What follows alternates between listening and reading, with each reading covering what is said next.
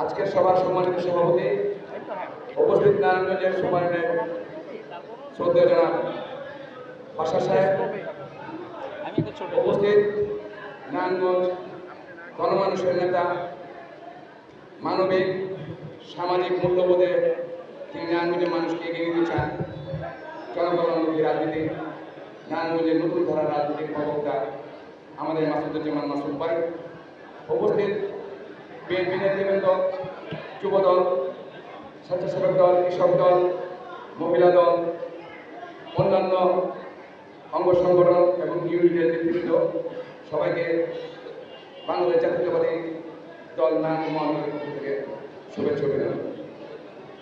আমরা আসলে কিছু কথা না বললে হয়, আমাদেরকে জানতে হবে, বুঝতে হবে 5ই আগস্টের পরে 5ই আগস্ট কেন হলো, আমরা এখানে কেন আসলাম। আমাদের লক্ষ্য উদ্দেশ্য হচ্ছে একটি, দেশের গণতন্ত্র, স্বাধীনতা, সার্বভৌমত্ব, আত্মনির্ভরশীল, আত্মমর্যাদা সম্পন্ন দেশ এবং জনকল্যাণমুখী রাজনীতি। জনকল্যাণমুখী রাজনীতির কথা চিন্তা করে আমাদের ভারপ্রাপ্ত চেয়ারম্যান নারায়ণগঞ্জকে একটি গতিশীল এবং ভিন্ন ধারার সুন্দর যুগের সূচনা করার জন্য মাসুদ ভাই হাতে নেতৃত্ব দিয়েছেন। বিএনপিতে তিনি এসেছেন, বিএনপির সাথে এসেছেন।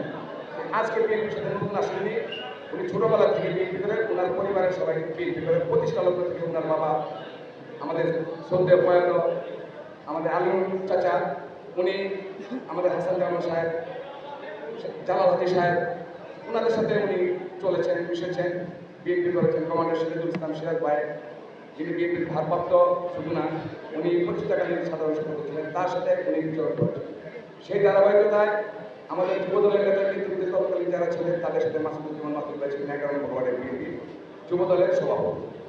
যাই হোক, রাজনৈতিক পরিচালনার মধ্যে জেনেছেন মাসুদুজ্জামান মাসুদ ভাই করোনাকালীন সময়ে এখানে আমাদের 12 নম্বর ওয়ার্ডের 4বারের কাউন্সিলর, নির্বাচিত কাউন্সিলর সম্পদ হাসান সবু উপস্থিত আছে, এখানে রোজিনা আপা আছেন, যারা করোনাকালীন সময়ে যখন সারা পৃথিবী তৃতীয় বিশ্বযুদ্ধের পরে যখন তৃতীয় বিশ্বযুদ্ধ হয়, তখনও মানুষ কিন্তু ব্যবসা বাণিজ্য করেছে, বিমান চলেছে, জাহাজ চলেছে।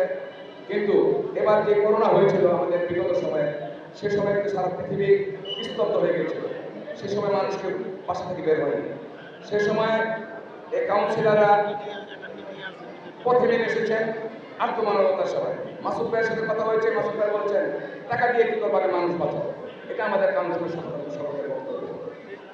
তিনি সে সময় নারায়ণগঞ্জের প্রশাসন, নারায়ণগঞ্জের সিভিল সোসাইটি এবং কাউন্সিলরদেরকে নিঃস্বার্থভাবে তার নাম প্রকাশ না করে তিনি নীরবে আত্মমানবতার সভায় এগিয়ে এসেছেন, অ্যাম্বুলেন্স দিয়েছেন, যেখানে যা প্রয়োজন সেখানে তা তিনি পাঠিয়েছেন, তিনি অকাতরে দিয়েছেন। আজকে নারায়ণগঞ্জের যে রাজনৈতিক দশা আমরা দেখতে পাচ্ছি, বা অতীত থেকে আমরা পর্যন্ত থেকে আসছি, আমরা কোনো বিভ্রান্তির পথে নয়, আমরা আত্মমানবতার সেবায়, জনকল্যাণমুখী রাজনীতি, তারেক রহমানের নির্দেশনা এবং বিএনপির ভাবমূর্তি রক্ষা করার জন্য আমরা ঐক্যবদ্ধ একটি প্ল্যাটফর্ম চাই। দেশটিতে বেগম খালেদা জিয়া বলছে সংখ্যা দেখতে চাই না, ভালো দেখতে চাই। ভালো দেখার জন্য আমরা মাসুদ ভাইকে নিয়ে এসেছি। মাসুদ ভাই এসেছেন জনগণের আহ্বানে সাড়া দিয়ে।